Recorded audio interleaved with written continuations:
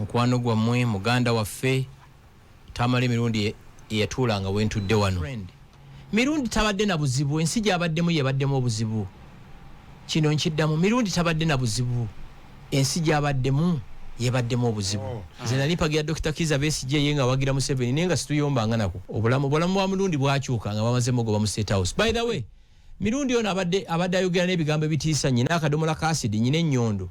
That's not the mirundi ffe twalabanga bukyali. Yalinga musajja mukakkamu nga munyumya ne mukola ki ne museka nadde ewuwe. Ne mirundi engoba gye bamugobamu yamufrustratinga nnyo. Tiyalumu anti aluzinze omulimu. Naye engoba gye bamugobamu. Era nze olumu abantu abali mu gavumenti ababbye ne beekolera ebyabwe olumu basaasira kitono. Bali mu kuhetegekera. Lero wene jasiriwo. Lero kulya. Kati oba Museveni tasiima be yali nabo mu 70s ne mu nsiko.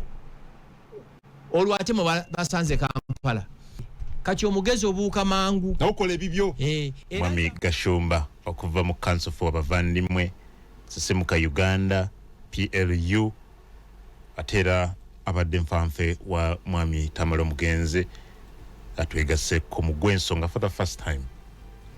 Mwami Gashumba lemusa kubatuuliriza. Yes, abatuuliza ku Radio 4 ne Radio 7 yonna gye muli mu ggwanga mbalamusizza. Ndi wano mu Radio 4 ne Radio 7 mu studios usually every Tuesday okuva ku ssaawa mpaka ssaawa 3. Mukwano gwammwe muganda waffe Tamale mirundi eyatuulanga wentudde wano kitalo nnyo nga gye nkomezza. Nabagambye abaganda balina olugero olugamba nti abakula ennume tewakuleemu naye tebabalimba nti waliwo asobola okujja mu bigere bya Tamale mirundi. Naye ate bwe mbadde nnyingira wano nyina ekya kyenzijukidde. Muli obulamu tweyagale. Muli obulamu mweyagale. Bw'osanga wali akafi k'ennyama kalye, bw'oba onywa kawayini kanywe, bw'oba onywa kabbiya kanywe. Lwaki mirundi twamuzise ku Sunday Radio 40 yagaddewo oba Radio 7 sigenda maaso program egenda maaso. Kitegeeza nti ng'okyali ku nsi beerawo ng'agenda okufenca ate obeerewo ng'agenda okubangala emyaka 3. Bino bye babalima ntukolera ggulu. Eggulu liri ku nsi. Kino nkiddamu eggulu liri ku nsi. So mweyagale. Tewali muntu afa Kampala n'etakola. Come again? Tewali muntu afa Kampala n'etakola. Teri muntu afa enjuba n'etavaayo. Kwane Gaddafi yattibwa enjuba yavaayo. Gokonga ko bukongose. Yes. Ebirana bisigala nga bigenda maaso. So lya ku bulamu buweeyagale. Abaana mubaweerere batwale mu masomero amalungi naye naawe weeyagale ko gwe omuzadde ampuliriza. Weekend salawo nti weekend ngendeko mu hoteli gye mbansula ne mukyala wange. Okitegeera ndowooza. Maveke waka. Bino bye mulowooza mbu mukolera baana. Ate generation y'abaana ennaku zino yanjawulo nnyo. Bye mumenyekedde bo tebabivaluwinga. Eno generation Z bye muyita Gen Z. Memory stick yayo eri nfu nnyo. Tebamanyi gye bava tebalaba gye bagenda. Beefuula mbu bategeera nnyo naye tebategeera. So mbagamba tewali muntu afa kampani n'etaggulawo mwabadde akola. Mpozi bwabanga yo newe bayiyo abaana bagenda mu. Actually newe bayiyo kubanga kasita company beera yiyo ngeri ISO certified. Ebino genda to international standards. Ate gwe bw'obeera omupakasi kano kankaddemu. Gwe bw'obanga oli mupakasi ng'okola mu bitongole bino simanya Airtel, MTN, Radio 4, Abusa Bank, Parliament of Uganda, bitongole bya gavumenti. Loyalty yesooka ina kubeera ku famire yo. Kubanga abantu bonna all over the world kasita babadi meeting amalwaliro abantu ababeera ku kitanda kyabwe nga babalabirira baba ba family. Sikitegedde kya loyalty. Nti focus n'okwagala na buli kimu kiteeka. Okwagala kwina kubeera ku famire yo. Si company gy'okolera. Why? Kubanga bw'obeera mu ddwaliro ng'omaze omwezi mulamba oli mu ddwaliro tewali muntu wa kitongole ky'obadde okolera abeera mu ddwaliro kulabirira babeera baŋŋanda zo. Lwena sembo okukyali yatamala emirundi yaliyo ne mukyala we. Nekulu okubiro yafa we nagenda wali abakyala babiri. Nga beba muliko bokka bwe. Waliwo omukozi wa Radio 4 oba wa Baba TV nga yamulabirira. Never. so budde obusinga mu bumalenga mu obudde famire zammwe tuzagale nnyo famire yo gyotandika nayo kambo wena kano bwoba ozaalibwa ku nsi famire yo si ekuteeka ku nsi yenteeka ku nsi ekirala buli muntu azaalibwa bwaba omukyala asindika omwana abeera mugonvu si bwe kiri bwe kiba era ne bwebeera ofa ogonze so bino ebitongole bimumalirako obudde ogwo omulimu gw'ofiiririra today bw'ofa on Tuesday on Wednesday nga bagulanga tulina vacance njagala ombuulireyo banka emwe yali egaddewo nti kasitoma waayo yafudde aba omukozi tebiriyo byo bigenda mu maaso ensi gye tulimu twabadde tuziika mirundi nawulidde obusungu nga batupakusa gy'obeera tudda Kampala waliyo ekiriyo twanguye baddusizza omulambo gwa Tamale emirundi kiri kye sirabanga kyannumye ennyo naye nga sirina kyakkola abatabuliki balina omuzoogo okuddusa omulambo nga bagenda omuziika you get it so weerira obulamu atali musiraamu nywa kabiya nywa kawayini nywa ka champagne bukyali mulamu mu abakatoliki temwerabira opena omanyi omukatoliki omutuufu alina okuba ne opena kyeki opena kekuuma akagula biya akasaanukula omukatoliki omutuufu teri mukatoliki ali genuine ali legit atalina opena ya biya okitegera noza abakatoliki muli embizi buterevu ko mwami mukwano gwo omugezi Tamale Mirundi okusokera ddala nga kitalo officially sogera nko naawe ku nsonga zo ku mpewo kitalo nnyo nyini ddala ekyokufiirwa mukwano gwo era mukwano gwaffe mwami Mirundi era byavuddeho nakulabye nga waliyo nga mulwadde gw'omu ku baasooka ogenda okumukyalira nenkulaba wali omu ku baasooka otuwa amawulire g'okufa gwa Mirundi ku social media again netukulaba wali mu maka ge Zana Kyengera ne walala badde mu kuziika wayina ebigo byoyogedde ebitambula ennyo kitalunye kya Tamale ekisooka mbadde mpita ku Dewington Road ku makya leero nenyimirira Mirundi wabadde akasibira waliwo ka restaurant kali ku Dewington Road awo opposite ku mulyango gwa National Theatre the exit route Mirundi awadda asinga okubeera nenyimiriddewo nenyeenya omutwe neŋŋamba omukenkufu omukukunavu taliddamu kupaakinga wano gye bayita ensi obadde oyita wano ku downtown mbadde mpita ku Dewington Road ku makya mbadde na forced okuyimirira neŋŋamba nti omukenkufu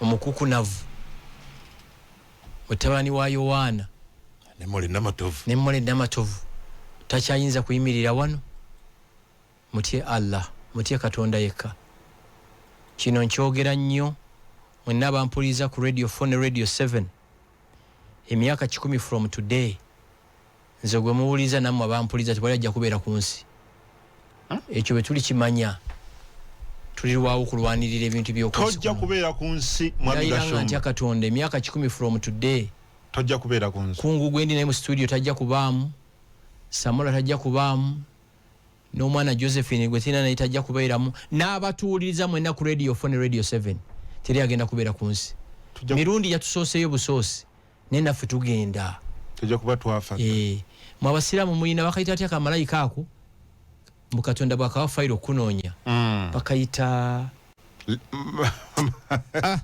malayika gyoyogerako kamalayika akabi akatta abantu akatwala emyoyo gy'abantu kaliwa nkerabidde Kurani ekwogerako erinnya ndyerabidde ko kasita bakawa fayiro ya kungu ti leero Allah ayagala kungu aganyabo tekaddayo ne excuse nti noonyeza kungu ambuze kayino gena naawe abali ku TikTok munyambe mumbulire kamalayika ako kabi nnyo ategedde mwami Gashumba kyayagala kuba kayita bad news tuweereza message kakunona mwami Gashumba bakayita kayogerako bw'obanga oliko asobola okubeera nga otubuulira bakayita nkerabidde abantu banga bakitegedde kyoyagala bajja kitubuulira weereza message kugira mu 75 kalika amalayika omulimo gwako kunona muntu gwe bakatumye tekaddayo nti yambuze bwe nvudde awo nendowooza nga nzija wano mikwano gyange abaava ku nsi naye n'omukwano gwange Sheikh Nuhu Muzaata yandekawo n'essimu ye nkyagiina mu ssimu yange. Aliwo gambye wano nti oyogera ku angel of death mu Islam. Balina ennyera ekiwarabu lye bakayita anti alikuwadde wano bayita malakul maut. Ako kabulabe nnyako ye angel of death ako tekagamba nti mukama wange kungwa mbuzi. Malakul maut kakutwala butwazi saawa yonna kasiteetuuka. Badde mbagamba nti mbadde nsijja nenjukira mikwano gyange Sheikh Nuhu Muzaata yaŋŋendako teyansiibula enamba yenkyagiina mu ssimu. Archbishop Kisolo wange yali mukwano gwange teyansiibula enamba yenkyagiina. Bishop Kagwe Masaka yali mukwano gwange teyansiibula. Isma All Access teyansiibula. Lokech former deputy IGP teyansiibula. Taata wange teyansiibula yafa 2019 kati afembyeyo ye Tamale Mirundi. Oshulya bonna bagenda yensi gye tulimu naye kuba emmenye kwabo teri muntu yafa enjuba neetavaayo. So kitulaga nti ffenna tulina kye tuli mu maaso ga Katonda nabana abeefudde ba Katonda abatagambwako abalowooza nti ensi yaabwe bujja kukya nga nabo tebali ku nsi kuno. So tugende empola n'ensi eno.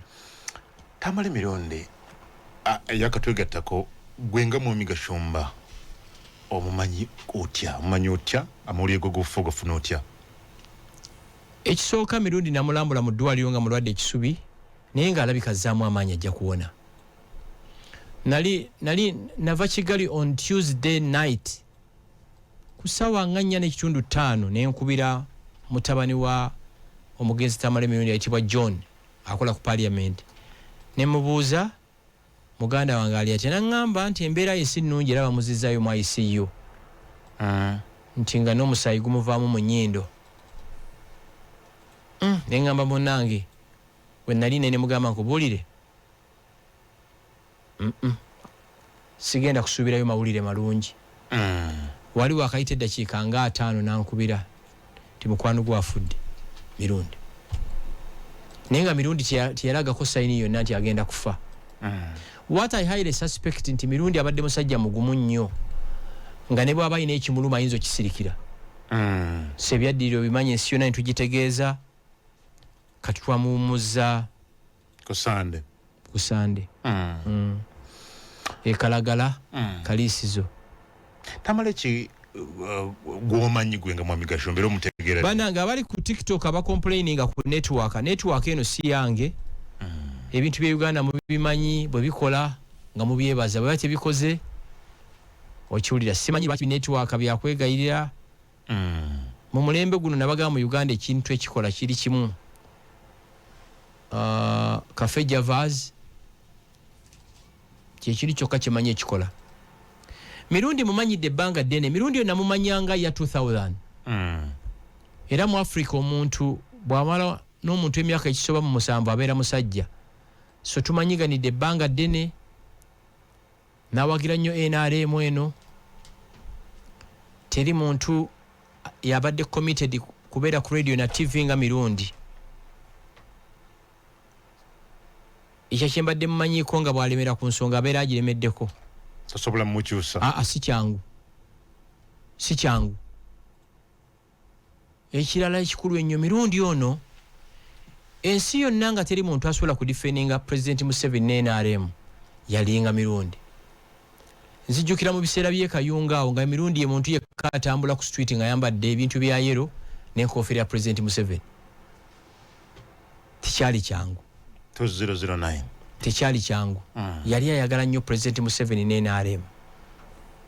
Yes yali president naye nga ataabeera nnyo n'abantu aba bulijjo.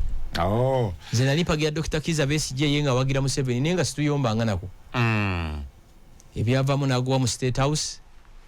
Obulamu bwa Mirundi bwakyuka nga bamaze mugoba mu State House. By the way, Mirundi ono abadde ayogera n'ebigambo ebitiisa nyina akadomola ka acid nyina ennyondo. That's not the Mirundi ffe twalabanga bukyali. yalinga musajja mukakkamu nga munyumya ne mukola ki ne museka nadde ewuwe n'emirundi engoba gye bamugobamu yamufrustratinga nnyo tiyalumwa nti aluuzinze omulimu naye engoba gye bamugobamu n'akasiima akamuweebwa kyekyo because wafiidde nga era abyogera wano ku mpero omwami Gashomba kaga nti bangoba nga mubbi wango ku mu State House. Yes. Ba doctoringa amaloboozi kyebakala okimanyi bano baagala kati kwono ne wa Museveni bayinza okulowooza bagatta eddoboozi lye n'ekintu ekyo kyewali oyogera ng'ovumirira nti omuwulidde Gashomba. Actually yaŋŋamba one day nti waliwo president bamuzanyira amaloboozi n'agagoba n'abagamba kyemugamba sho zino mirundi azikola bw'omu temuliimu muntu addamu eri temuli moderator nga bwe twogera nze naawe. Yes. So mirundi ekyamuluma bwe yamala ogobwa mu State House yamuddira mu bigere n'afuna ssente empitirivu nnyo ng'omusaala. Yagaba liba mu milioni meka 1.7. Ekyokubiri bwe yalondebwa nga senior presidential advisor bamuwa busente butono ate nga talina na woofiisi ya mulundi ebadde wali mu ka restaurant ako ng'ate kalimu n'ebbaala era ekyokunywa kya mirundi kyabadde asinga okunywa Nile Special. Era simanyi oba Nile Special nga company mwawadde amabugo. Nile Special oba mumpuliza mwali badde muwadde amabugo kubanga abamu ku ba clients bwammwe oba customer badde kyamala emirundi. Nile Special. Yes. Yali wane eddoboozi njaddiza nga ayongera okukatiza ku nsonga ya Nile Special nga kekengeke nze saalabako mirundi ng'anywa walagi era nga ntya Katonda saalabako mirundi nti obajja kawalagi mu kooti no yabeeranga Nile Special laga oba special laga or something. Nile Special. So mirundi bino byadde ayogera nti nja kuyira asidi tabadde nabyo endomola ya asidi no ennyondo no ebisinga byadde out of frustration nga munyiivu nga tosobola kuba na mirundi dakiika 3 n'atatakula mutwe muno ne bankozesa ng'embwa ne bansuula ku kasasiro okitegeera ndowooza ne bamukasuka ku jikiti.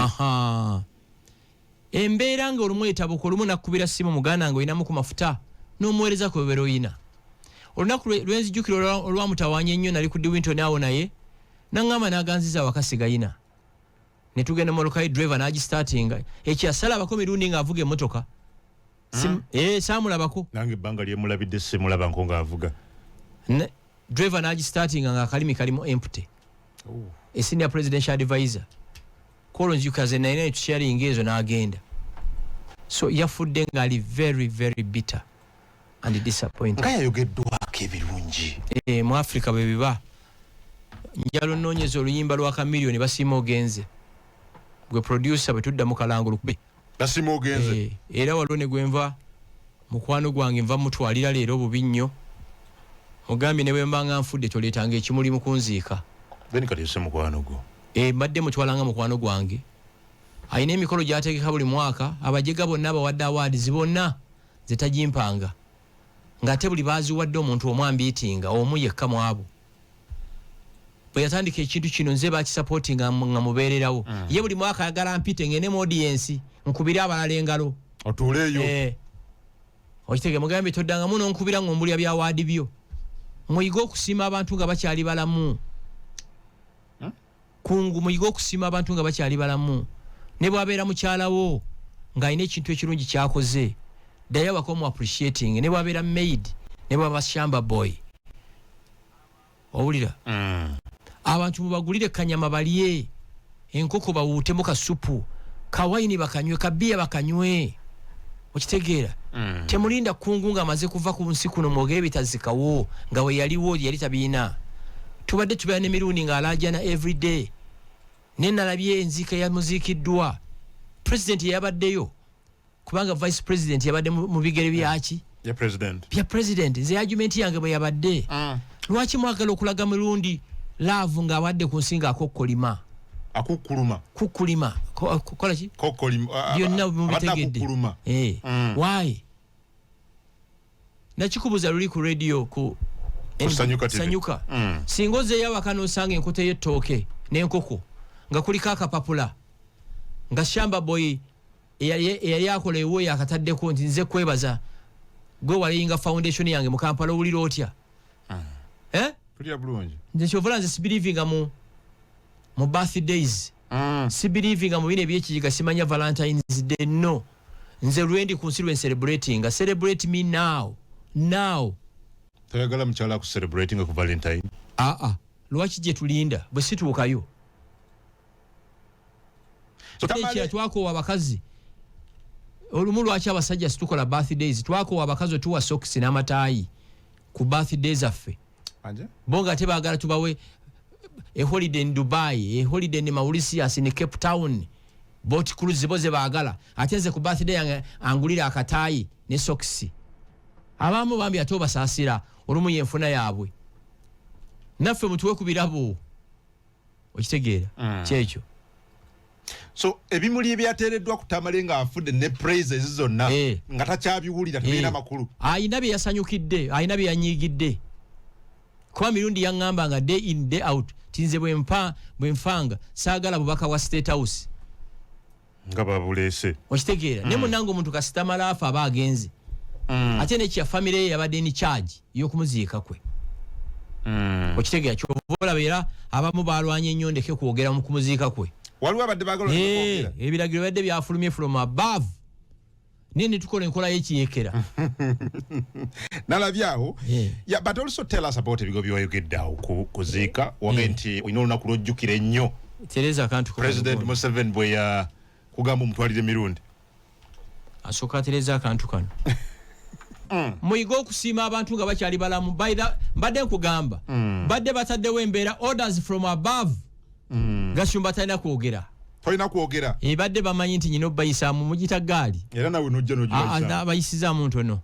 Nabayisizaamu ka erefu nadde njala bayisaamu seno track. Erefu mugimanyi. Esomba omusenyu n'ebirala.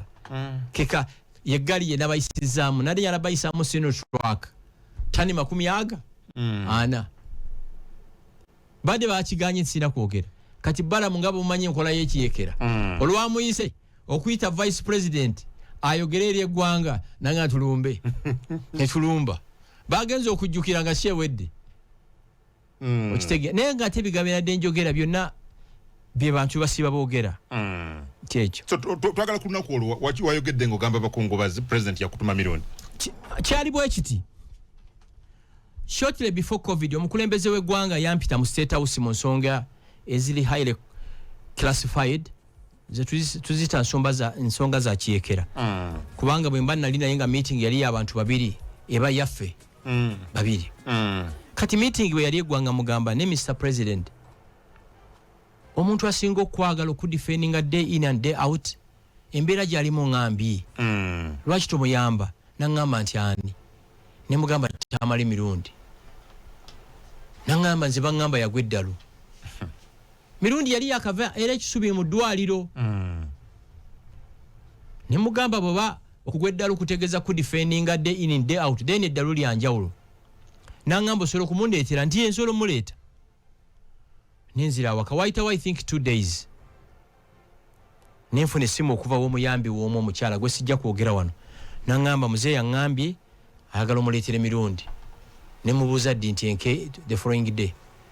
Ekawungezaako nenoonya mirundi omanyi mirundi naye abaddemu enkola y'ekiyekera. Paka lwe baŋŋamba nti ali Kyengera. Ne ŋŋenda ekyengera ne musangayo ne tunyumya ne mubuulira obubaka bwe nnyina. N'agamba Agashumba Olimba bategese Kabushenga bankuba ebifaananyi ku gate ya State House nze sigendayo. Ne mugamba no nange Agashumba bwe ŋŋendayo ne bankuba ebifaananyi tojjanga n'onziika. Mukyala we ow'Ekyengera namukonvinsinga n'ayingira emmotoka yange ne tuvuga paka mu State House. Twatuka ku gate nga amannya gaffe weegali ne tuyingira. Twamala ndooza eddakiika 10. Abamanyi State House bw'oyingira State House olina gye muhanding over amasimu gammwe ne obusenge bwe bateekamu okulinda abantu bwanjawulo nnyo. Twasina na kweza ddakiika 10 ne batuyita nti president atwetaaga. Ne tugenda wagu twamusanga mu kaluumu katono. Mirundi olwalaba President Museveni yasanyuka n'aseka n'asmilinga nga sikirabanga. N'amubikira mirundi yali yakafiirwa muwala we n'amubikira. Twamala eddakiika ndooza nga 3 n'amuwa amabugo n'agamba ajja kuddamu amutumye. Ne tuvaayo. Tuba tufuluma State House n'aŋŋamba Gashumba kyonkodde sikirabanga. Bwe kuba kuziiko nziise. Nti nze mbadde nakoma okulaba mukama wange emyaka 7 emabega. natya nnyo ne ŋŋamba senior presidential advisor talaba mukama we nensirika wayitawo I think like 1 week mba ndi waka nankubira essimu nze ne botanzikanga kyonkoledde tekibangawo webale Gashumba osinza abalala bonna batanjaga nti ki ti mukama wange ampadde moloka empya pajere empya zino ebiseera ebyo president singa mwegeza abakulu bangi mu State House balina motoka ezo kati mba ndi ku TV awaka NBS ne mulaga live ng'ayingira ne moloka eyo ng'ekyaliko n'ebiveera nasanyuka nnyo okuva to continue nga we're like a family amaka ga mirundi 2 gombi mbadde nga manyi nga ne wafa amanyiyo okitegeera ekirala mirundi taata wange bwe yafa saamubikira omanyi bw'ofiirwa omuntu weerabira mba ndi awo ng'agobye ne muzaato oyo era ne saamubikira yajja buki so mirundi was a true friend mirundi tabadde na buzibu ensi gy'abaddemu yebaddemu obuzibu kino nkiddamu mirundi tabadde na buzibu ensi gy'abaddemu yebaddemu obuzibu bino ebigambo lumu yadde akozesa abadde ngali simply frustrated look at the senior presidential advisor talina woofiisi waatuula nga woofiisi eri mu bbaala oba restaurant na motoka a week before nga sinnabagenda na mirundi mu State House sigumu sebiri nga mirundi atambulira mu kimoloka kikolona ekya bbulu bino ebimoloka bye batundiramu emumbwa ku byalo ebyo bimukalakaasa ne surprising nga ekyo kikolona kyatuulamu n'omusikale wa military police amukuuma naye nga mu Kampala muno tulina abanene betumanyi abayina emmotoka M2356 so tumisinze nnyo mirundi paka tunasinkana again basima ogenze zijja n'akayimba naye wadde otandika wayogedde ku muzaata noga nti y'omu ku mikwano gy'abaagenda nonzijukiza ebigambo bino byeyogera okwetematema bane kuba wetematema nti simanya wallahi muzaata atufuddeko shekhe ze muwe ekyokujjako kangula essanda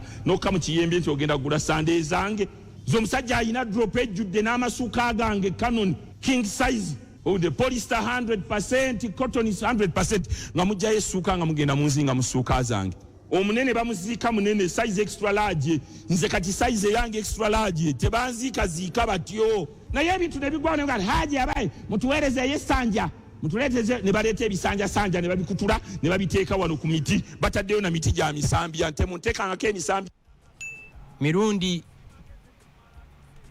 amaanyi State House ge yalaze mu kumuziika kwe singa okwagala okuba kumulaga nga akyali ku nsiti yalifudde mirundi yafudde birowoozo depression yase mirundi because abadala ajanja kumuzindalo kuba n'endibubi sente zange mumpese nakola 1.7 mwanka sikwa kujirikiti nga tewali afaayo ya ebirowoozo bitta omuntu kubanga ne mirundi ne level kwabadde anywera naire special kankubuuza kankireete bulungi mirundi singa yalina omulimu nti from 8:30 oba from 9 up to 5 abakola yalifunye obudde oba naire special aga kubanga mirundi olwamalanga kola show abakoze show bakuledi endala ku macha nga yerumbira di Winton actually nga siba out ne kulwokuna wabadde akolera ku TV eri wano wansi wano program egwa sawa 5 ngaavuga dajja wano siwe kiri opposite nenga ne show yaffe nga tennaba wano ku buli lwakubiri abadde nga ajja ku sawa 11 yes n'asooka wali okufuna banga ino budde bungi okufuna kanairo special n'amala n'ayingira wano yes kakiringa nga abakyala mukazi wo gyakoma okubeera nga talina mulimu afuna obudde bungi obusambe omupiira gwa Arsenal ne Man U era nze neewuunya abasajja abagaana bakazi baabwe okukola bw'ogaana mukazi wo okukola n'asiibanga waka agenda kutandika okunyumya n'abavuzi ba bodaboda ku stage emuliraanyi bali aido ekiddiyo kimanyi anyumye n'omukinjaaji ayina akabucha ku kyalo bw'agenda okugulayo hafu kilo ennyama oba bucha amuwa kilo lwanonye kilo emu amuwa 2 ekiddiyo kimanyi bw'aba ayina obuzibu bwa ssente obutonotono bayewola ku bucha ekiddiyo nti okimanyi abantu abatalina byakukola baba n'obudde bungi kati olw'okuba mirundi abadde talina mulimu nti eno office gyakeeramu abadde alina obudde bungi mirundi yafudde birowoozo tokiribeetinga nako wali ebigambo bino byeyogera nga agamba ku bw'afanga kyekiribaawo kambizanyi bwenti era eddaami lyange ligamba nga banzi kati bogerangako ekigambo State House government oba okero house this where I lost omukayankuba nga balina emisango gyabwe babavunana mbuvani ate obutambi bwebu. So I tell you, younger people, first of all, read a lot. Yes. The system ya NRM tesasula. Bw'obakolera bakusasula mu nagisi kalense. Bagiyita nagisi kalense. Teri yali abakoledde. Naye luno weekuli have written a book, The Politics of Ekidoli. The Politics of Ekidoli. Nange bali bagala kunkozesa Ekidoli. When they get you from an imperial important job to an inferior, a peripheral, n'ogendayo bakumaze. Kati ofuuse Ekidoli kyakuniyamu. Buli omu kyakuniyamu mukindete munnaadi. Atayaniyamu. Oye Tamale Mironde. System tesasula. Abeeruweeru babasasula ki? Abaleeta gavumenti eno mu buyinza. Abeeruweeru babasasula ki? Abantu abawamba Kampala wano baali Baganda na Banyarwanda. Obuza babasasula ki? Babasasula ki? Abeeruweeru. Weeru bakyanywa amazzi n'ente. Ab'emitala bo abali mu lukyalo lweruweeru bali bagezi. Olwamala okuwamba Kampala ne batandika okupulaninga okudda ewaabwe be Bakagame be Balwejema. Bakati bazimbye eggwanga lyabwe. Babuuka mangu.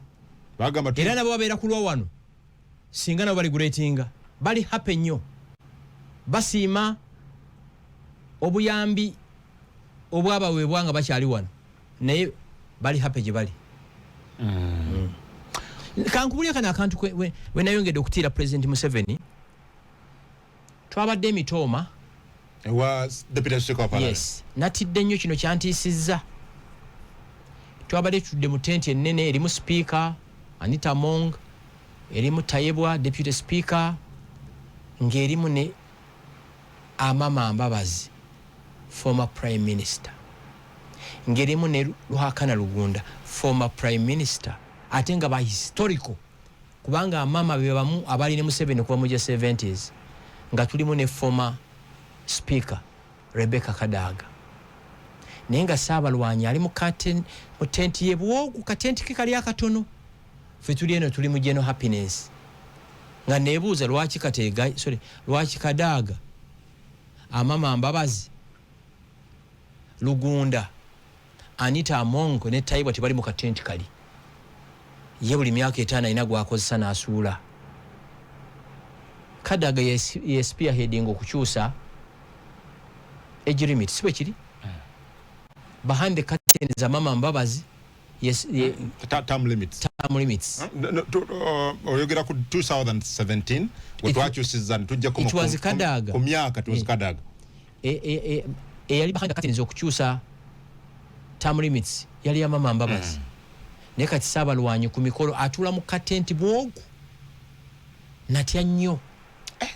Why do you read a lot in simple gestures? For example, akukaina cheka chewalaba abala chibatalaba. Kati nze kungu ku TV mo chemama mulaba nze si kyendaba. Zetuni ya dimina z'abantu bino babita bino mu communication be speaking of volumes. Nze chemama mulaba si kyendaba. Kati emitoma wala bali balaba kyanze nganda bakirala. Former Prime Minister John Patrick Amama Mbabazi from 1970s Yaline Yoweri Museveni. Former Prime Minister Ruhakana Rugunda. All the 70s Ngaline Museveni balwanyisa Amin. Former Speaker of Parliament Rebecca Kadaga spearheading okukyusa age limit ya President Museveni twaline mu General Happiness. Olya? Former Prime Minister Amama Mbabazi yali behind the curtains okukyusa age limits. Nga tuli nabo Saabalwanyi empologoma ye NRM yonge etudde mu katenti bwogu. Mu tenti omwo temwali mu ba first lady oba abantu abalanga ali mu bwomu. Kikulaga kimu kino ekintu kike. Nga bwasiba bagamba. Kike. Kati omugezi obuuka mangu. Nakola ebibyo. Era nza olumu abantu abali mu government ababbye ne beekolera ebyabo olumu basaasira kitono. Bali mu kuhetegekera. Lero wene jasiriwo. Lero kulya encha omulyo kujja kwade kukyali. Twali mu General Happiness na buli omu yenna nali ku line ey'okubiri emabega nga line esoose eriko mama mbabazi Gunda Kadaga kati Amongo on the left nga ali ku line esoose kuliko Anita Among kuliko Tayebwa nenga Sabalwanyi ali mu katenti ke bogu temuli muntu mulala kati oba mu 7 tasimba be yali nabo mu 70s ne mu nsiko olwate mu basanze Kampala sebo mukulembeze w'eggwanga president Yoweri Museveni nze kyenkusaba ekirabo ky'oyinza okuwa Tamale Mirundi kirabo ki maama wa Tamale Mirundi yasabye nga tanaba kufasinkana ne president Museveni ayina emyaka 94 ekyo kyemanyi president Museveni aso kikola ekya Mirundi kyeyasaba bakoleka kolas okuva ku kubo paka uwe waka ekyo nakyo manyi akisobola naye bisigadde muli obulamu baliyesanga mu ggulu ogende e Masaka sulako mu hotel Brevard musuuka enjeru zirize balagira 7 thread mulekera okusula mu busuuka buno obwebimuli bantu bakyabusula mu busuuka ne kabulangiti okyasula mu bulangiti Yesu agenda kudda ku nsi okyasula mu bulangiti mukyala mutwaleko out mutwaleko ku beach musibeyo nga mweyira omusenyu mubukebukemu ng'ennyana owulira mutwaleko ku holiday byanse yes kufa kuleka mutwaleko out tamalita kyabisobola mugulire ku simu ze baalagira perfume ziri ze baalagira waliwo entaana erimu perfume kakinzizayo kumbuka yagambye mbu nagenda ku St. Lawrence ngamba kubiriza okuunya obulungi yes gwe noyingira mu office y'omuntu alamu ne zikaaba nti logo person